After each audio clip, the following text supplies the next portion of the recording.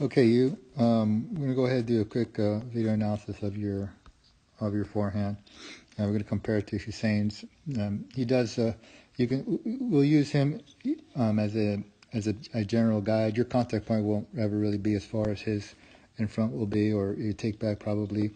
You might get to his take back, and you can look at his forward, just at the difference with his feet. The main one being, how much quicker he moves, but it's how much time he spends with his feet. That don't stay touching the ground for very long. When he moves, you have a tendency to your foot tends to linger a little bit. Even though right here he's hitting a live ball, you're being net fed. It's still when you play, you pretty much look like this as well. So let's go. We'll go ahead and find a stroke here that we can use.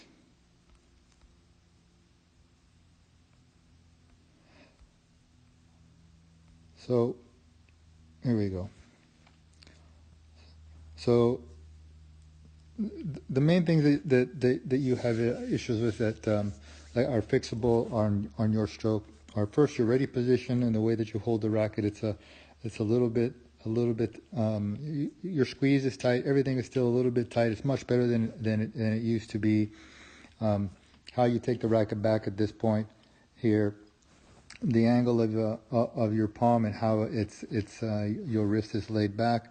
We can look here just at Hussein's wrist. If you look right there and look at yours right there, your wrist is already laid back. It's cocked back. So and I think that you have yours look a little bit more like Hussein's is right there, where the wrist is flat, and from the wrist to the top of the wrist, it's more flat. We call this cupping. So that's one place you can probably add a bit more looseness to your grip. Your strings your strings here, they're going to end up facing similar to the way Hussein's is.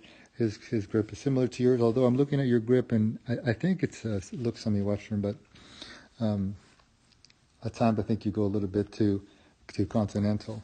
So you can see right here on the elbow position right there, elbow position for Hussein. He's just further away from his body.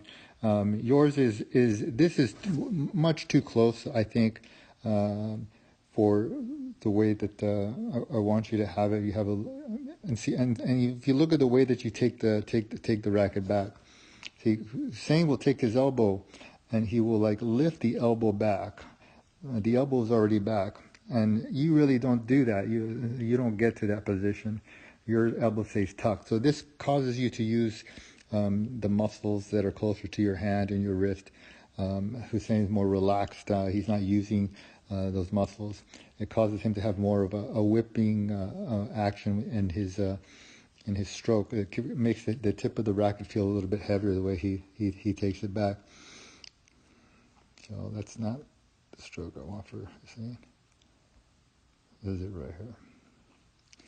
So if you look at the way you're setting up, you step very deliberate. Hussein, he's got nice quick feet to it. Footwork is something that you probably have to work on separately. I think it takes too much concentration for you to focus on technique and footwork at the same time. But let's take a look at the way that you take the racket forward. Your chest opens a little bit too fast. It turns it a little bit too quickly into the shot. And so your racket is a little bit too far behind you. If you look at Hussein's, he hasn't finished his turn. Here you pretty much finish your turn and you're facing forward, right? Your racket is lagging a little bit too far behind. Hussein's, look at Hussein's here. His racket his arm is leading a little bit more forward. He's still rotating into the shot. So you probably need to start your racket motion a little bit quicker. And your rotation, not let your body cause your arm to lag so much. And I can explain this to you more in person. Your knee bent too. You need your legs a little bit more bent. Huge difference here that you can tell. This is something that will make a very big difference in you. Is if you look at the way the racket lays back in the wrist. Here, look at the way your racket laid back in the wrist. he creates the butt cap points to the ball, and the racket tip here, the racket tip points back to the back fence. Yours doesn't do that.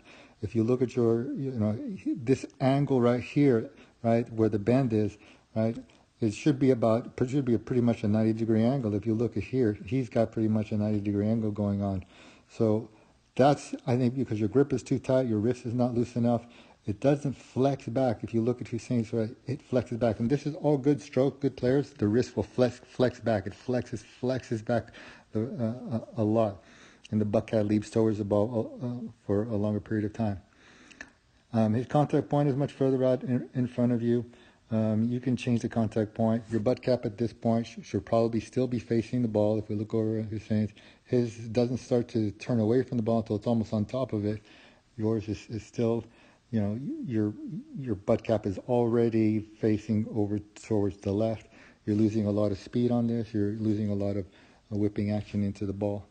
And your contact point, this is only one stroke. It looks like it's low on the strings. Low part of the racket, not good.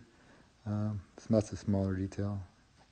So your follow through here, your leg comes around a little bit too fast, your right leg. This is a problem that's been happening. If you look at Hussein's, he hits the ball, his leg lags behind.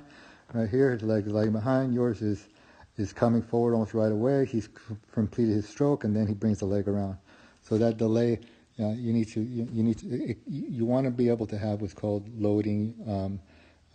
Coiling is what you want to do. I can explain it to you. But that's about it on your forehand side, and we'll do a backhand side for you next.